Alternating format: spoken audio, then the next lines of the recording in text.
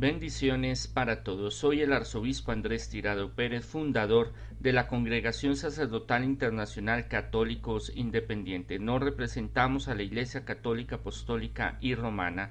Bienvenidos una vez más a Una Palabra Tuya Bastará para Sanarme. Reflexiones diarias del Evangelio. Leamos el Evangelio. En aquel tiempo dijo Jesús a sus discípulos: Cuídense de hacer el bien en público solo para que la gente los vea, de otro modo no recibirán recompensa del Padre que está en los cielos. Por eso, cuando socorran a algún necesitado, no lo pregonen a bombos y platillos, como hacen los hipócritas en las sinagogas y en las calles, para que la gente los alabe. Les aseguro que esos ya han recibido su recompensa. Cuando socorran a un necesitado, hazlo de modo que ni siquiera tu mano izquierda sepa lo que hace tu derecha. Así tu buena obra quedará oculta y tu Padre, que ve en lo escondido, te recompensará. Cuando oren, no hagan como los hipócritas, que son muy dados a orar de pie en las sinagogas y en las esquinas de las calles, para que todo el mundo los vea. Les aseguro que ya han recibido su recompensa. Tú cuando ores, métete en tu cuarto, cierra la puerta y ora a tu Padre, que está allí a solas contigo, y tu Padre, que ve lo escondido, te recompensará. Cuando ayunes, no andes por ahí con cara triste, como hacen los hipócritas, que ponen gestos de lástima para que todos se enteren en que está ayunando. Les aseguro que ya ha recibido su recompensa. Tú, por el contrario, cuando quieras ayunar, lávate la cara y perfuma tus cabellos, para que nadie se entere de que ayunas, excepto tu Padre, que ve hasta lo más secreto, y tu Padre, que ve hasta lo más secreto, te recompensará. Es palabra del Señor. Gloria a ti, Señor Jesús, que por medio de este Evangelio sean perdonados nuestros pecados, así sea. Hoy el Evangelio de Mateo nos trae unas enseñanzas que Jesús las estaba dando a los apóstoles, pero que tendrían una trascendencia y una vigencia a lo largo de la humanidad, a lo largo de todos estos siglos, porque no solo hablaba a los apóstoles o los discípulos, sino que a las nuevas generaciones. Por eso siempre les he dicho que él, cuando enseñaba, cuando predicaba, cuando daba ejemplo de lo que él pensaba, de lo que él decía, lo hacía praxis, lo hacía vida, lo hacía real. Ese mensaje, esa fuerza, ese mensaje no solo era reconociendo el pasado o volviendo a las antiguas generaciones, sino en el presente, donde estaba Jesús, los apóstoles, los discípulos, y el futuro, o sea, las nuevas generaciones y hoy en día. El Señor hoy nos está hablando de el modo en que nosotros debemos de practicar la caridad. Caridad equivalente a misericordia, a ayuda, a interés, a importancia de todo ser humano. No solo en una cuestión materialista de dar, y eso es algo muy importante, porque la caridad, la misericordia no es simplemente lo material. O sea, necesito un pan y usted me da un pan, o yo necesito una ayuda económica, usted me da una ayuda económica, no. Un consejo, una sonrisa, una oración, todo eso es muy valioso y muy importante, y será muy importante en el cristianismo primitivo. Jesús busca, y esto lo hemos hablado en varios audios, un perfeccionamiento, un cambio en la forma de ver las cosas o la interpretación que hacían, y entre ella una particular que es la de los fariseos, fariseica, de algunos, no de todos los fariseos, pero sí de la mayoría, que llevando a la exageración y al extremo, creyendo que con su ejemplo, con lo que ellos hacían, estaban transmitiendo esa voluntad del Señor, primero para ser ejemplo de los demás, y segundo agradando al Señor, pero que sus corazones estaban muy lejos del Señor. Es cuando Jesús toma todos estos ejemplos prácticos reales, para que los apóstoles se fijen de lo que está sucediendo. Es una pedagogía, una metodología muy profunda, donde con ejemplos vivos les está enseñando y les está recordando cómo tiene que ser su sentir, cómo tiene que ser su pensamiento, su actuar en adelante. ¿Por qué? Porque en adelante, cuando él ya no esté, ese tiempo tan crucial, tan fuerte, y después de su muerte y resucita, vuelve y les enseña y les ratifica que él ha resucitado, ellos van a tener que llevar su camino, y su camino va a ser establecido, marcado por las enseñanzas del Señor.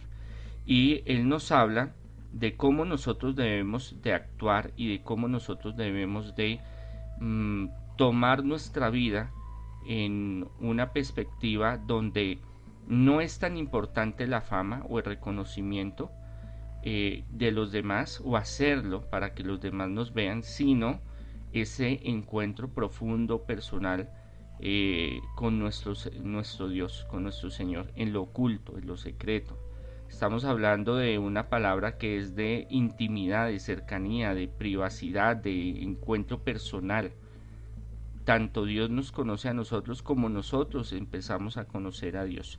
Entonces esto ya marca una brecha, un cambio en la forma en que los rabinos interpretaban la Sagrada Escritura, y de esa relación que no era tan personal, no era tan cercana, no era tan íntima con el Padre, con Dios, sino que era más social, una práctica que era mucho más social. ¿Por qué? Porque el judaísmo, en tanto su ámbito de sinagoga, su ámbito religioso, como social, familiar, es público. Muchas de las cosas son públicas, se comparten, se transmiten, hay una integración social, un cooperativismo en el cual se conocen, los rituales los hacen juntos.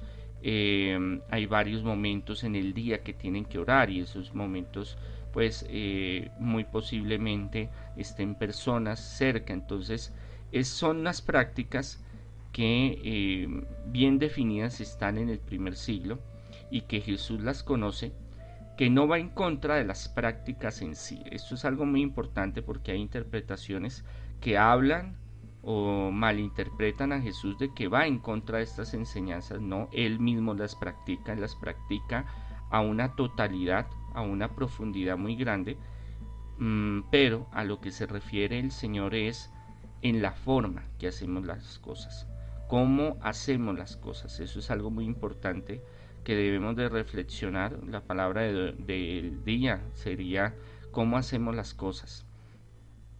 Si las hacemos para los demás, las hacemos como por cumplirle a Dios, o realmente porque nos nacen, porque sentimos paz, alegría, porque sentimos ese encuentro personal con Dios renovador, liberador, sanador, restaurador de nuestro ser en la presencia del Señor, y porque hacemos las cosas porque nos nacen y porque nos sentimos bendecidos y alegres de poderlas hacer. No hacerlas por el objetivo de hacerlas, sino porque haciéndolas nos vamos perfeccionando. Entonces hay una dinámica diferente entre Jesús y el pensamiento hasta ese momento rabínico, aunque algunos estaban muy allegados a esa misma corriente filosófica teológica de Jesús, pero Jesús la lleva a un nivel mucho más alto, sube la vara para que los apóstoles sean realmente testimonios vivos como Él lo es. O sea, Él está exigiendo, está mostrando, está llevándolos por un camino que Él mismo está ejerciendo, está mostrando. Por eso ellos van a ser testimonios de la verdad. Ellos van a ser testimonios de ser transparentes, de ser consecuentes con sus pensamientos y sus palabras, no simplemente un hecho social, o que los vean, o que los aplaudan, o que los feliciten, o que vean, uy, cómo hace esto de bien, uy, cómo es hombre tan piadoso, cómo es esta mujer tan correcta. esto, cómo son tan espirituales, sino que viene a un propósito más profundo, que es ese encuentro trascendente con la eternidad, con el Padre, con el reino de los cielos, para disfrutar de esa intimidad. Entonces tenemos que desarrollar esa cercanía con el Señor. Ahí está la verdadera espiritualidad, que es la que Jesús vive y transmite a los apóstoles. Y releamos del pasaje bíblico: cuídense de hacer el bien público solo para que la gente los vea, de otro modo no recibirán recompensa del Padre que está en los cielos. Habla de recompensa, y la recompensa era algo muy tenido en el Antiguo Testamento, porque el obrar recibiría bastantes bendiciones materiales y espirituales, y sobre todo en el pueblo judío hay hasta el día de hoy, en ese tiempo, primer siglo de la era cristiana, un valor muy importante a los huérfanos, a las viudas y a los pobres.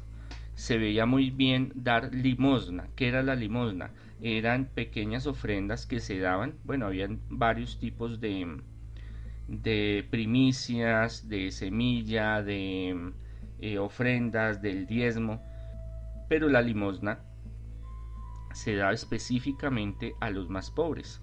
Por lo general los sábados en la sinagoga se hacía una recaudación y se daba a los más pobres, sea en alimentos o sea en forma económica. Y en ese primer siglo algunos tenían la costumbre de vanagloriarse de lo que daban, sobre todo los fariseos. Aún en las sinagogas, en algunas, nombraban los nombres en público de las personas que habían dado y cuánto habían dado, como para que la gente los felicitara, como para que socialmente vieran: uy, este hombre cómo es de dador, uy, este hombre cómo es de generoso, porque creían que dando ese tipo de ayuda y siendo ejemplo, pues eso iba a ser algo muy positivo, muy bueno, que en sí es bueno. O sea, Jesús nunca está en contra de las limosnas, al contrario, Él es uno de los que más habla de ayudar al más necesitado. Y en el cristianismo primitivo, paleocristianismo, va a ser una constante el servicio, no solo el prójimo.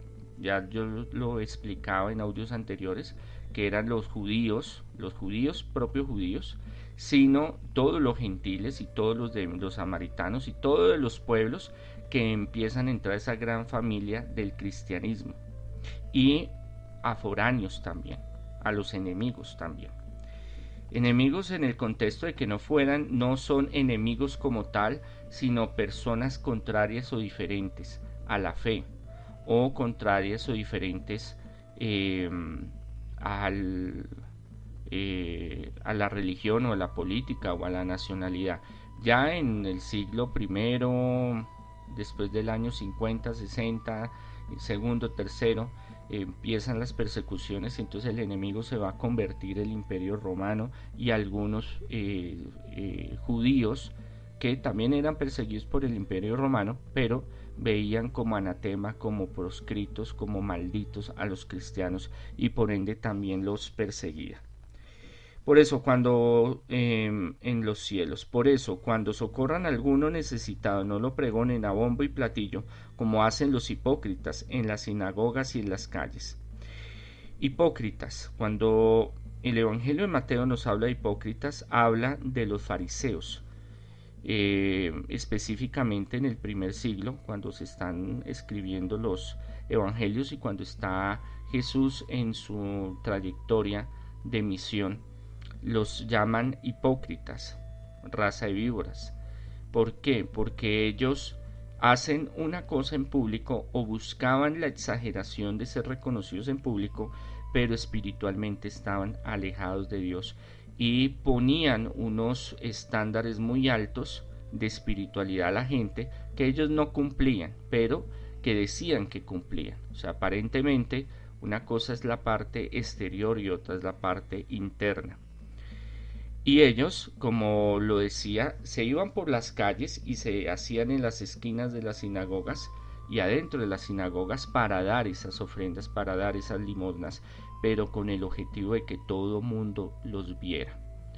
Y en esa medida Jesús tenía una eh,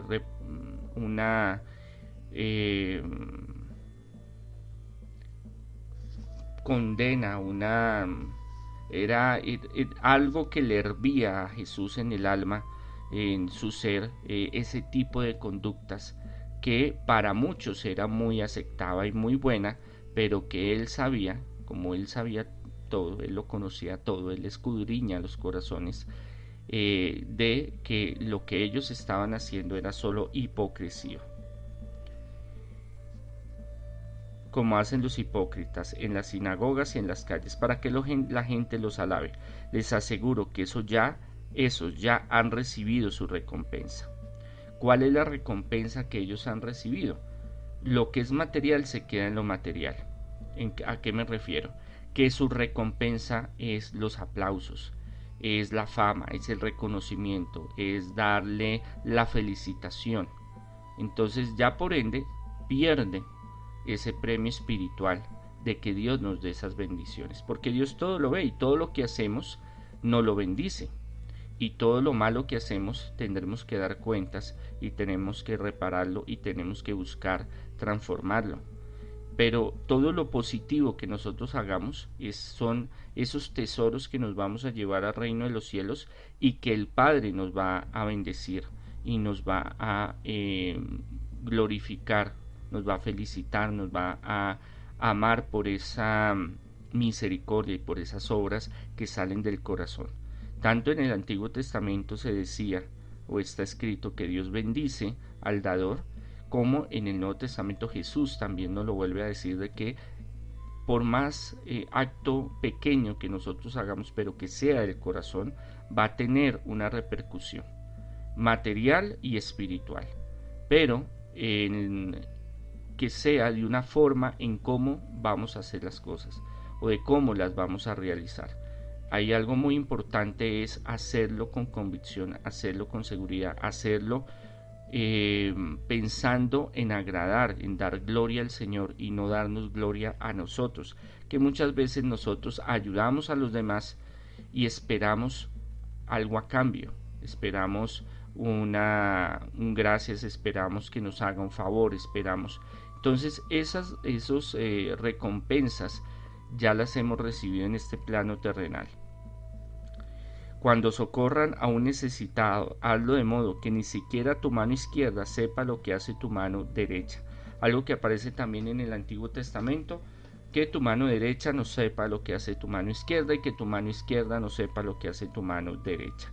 Quiere decir de que todo lo que se haga debe hacerse pensando en el que el único que debe de verlo y verlo con ojos de bondad y de misericordia es el Señor, que nosotros no debemos de pregonar, ni comentar, ni decir, mire, es que yo le ayudo a fulano, es que yo le hice tal favor, es que necesitaba tal cosa y yo la hice, o mire cómo hago esto, mire cómo hago lo otro, yo hice, yo tengo, yo hago, porque ahí entra el yo tengo, yo hago, yo muevo, y es nuestro ego que está sobrepasando nuestra condición.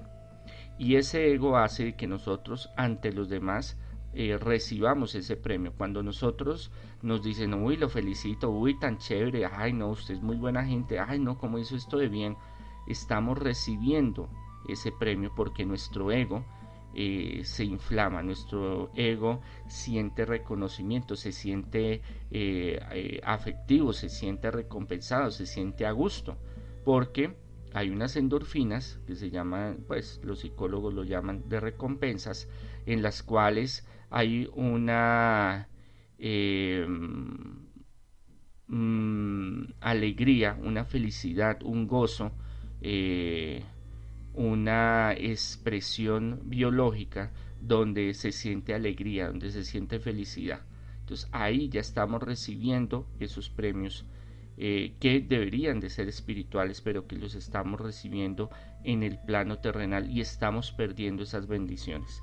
Así tu buena obra quedará oculta y tu Padre que ve en lo escondido lo recompensará en lo escondido. quiere decir que Dios todo lo conoce, que Dios escudriña los corazones, que Dios sabe qué hay dentro de nosotros, que sabe qué pensamos, cómo actuamos, qué vamos a hacer, y que Él todo lo sabe, lo guarda, lo conoce. Cuando oren, no hagan como los hipócritas, que son muy dados a orar de pie en las sinagogas y en las esquinas de la calle, para que todo el mundo los vea. Les aseguro que ya han recibido su recompensa. Algo muy importante no es que Él esté en contra de que se hagan oraciones en público, porque era algo muy común. En la mañana, al mediodía y en la tarde, 9 de la mañana, 12 del día y 3 de la tarde eran horas aún todavía donde ellos, los judíos, hacían su oración y la hacían donde fuera, en la calle, en la sinagoga, en la casa. Muchas veces, sobre todo los más pobres, pues vivían en un solo cuarto, o su casa era hecha de un solo cuarto. Y ahí estaba la cocina, ahí estaba la sala, ahí estaba el dormitorio, y obviamente pues ahí tendrían que hacer sus oraciones. Por lo general se hacían de pie, se agachaba la cabeza, se abría las palmas de las manos y se oraba. Pero los fariseos a veces lo hacían a grito herido, a grito total, que todo mundo escuchara y viera. Entonces, claro, la gente pasa y dice, este hombre es de fe, este hombre cómo hace esa oración de bonita, este hombre cómo es de espiritual. Pero ahí en ese instante estaban recibiendo ese elogio, aunque no fueran a decirle, mire, ay no, usted cómo ora bonito, no, pero pensamiento colectivo, lo que recibía esa persona que estaba haciendo esa oración era una satisfacción muy grande, y ahí se concentra realmente de ese encuentro personal con el Señor. Por eso el encuentro personal con el Señor debe hacerse en muchos lugares, en muchos momentos, con mucha gente o con poca gente, pero debe ser algo que salga del corazón y que realmente no sea para llamar la atención, sino algo que nazca en nuestro corazón. Ya que recibieron su recompensa, tú cuando ores, métete en tu cuarto, cierra la puerta y ora a tu Padre, que está allí a solas contigo, y tu Padre, que ve en lo escondido, te recompensará. El Señor dice, donde están 2 o 3 reunidos en mi nombre, yo estaré presente. Cuando nosotros estamos orando, estamos llamando la presencia del Señor. El mismo Señor Jesús nos dice que el Padre está ahí presente. El Padre, el Hijo, el Espíritu Santo, el reino de los cielos. Entonces no estamos solos. Lo que nosotros estamos haciendo no es perdido. Y que nuestras oraciones tienen que ser específicas, y nuestra oración tiene que ser de poder, y nuestra oración tiene que ser concentrada en ese diálogo amoroso con el Padre.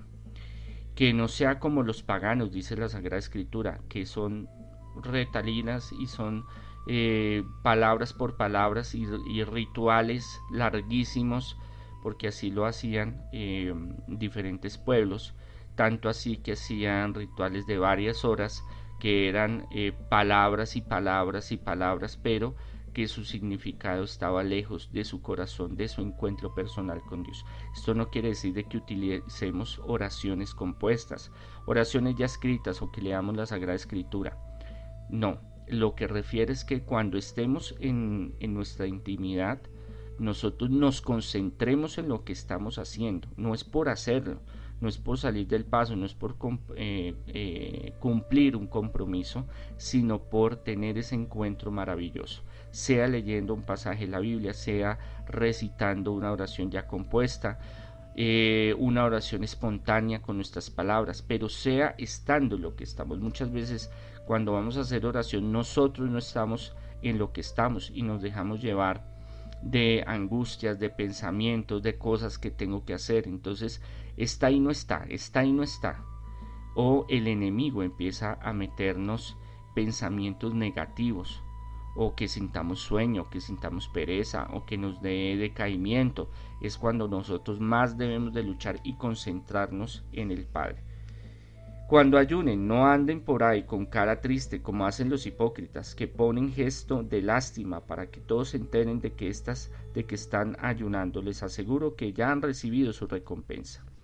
Tú, por el contrario, cuando quieras ayunar, lávate la cara y perfúmate los cabellos, para que nadie se entere de que ayunas, excepto tu Padre, que ve hasta lo más secreto, y tu Padre, que ve hasta lo más secreto, te recompensará.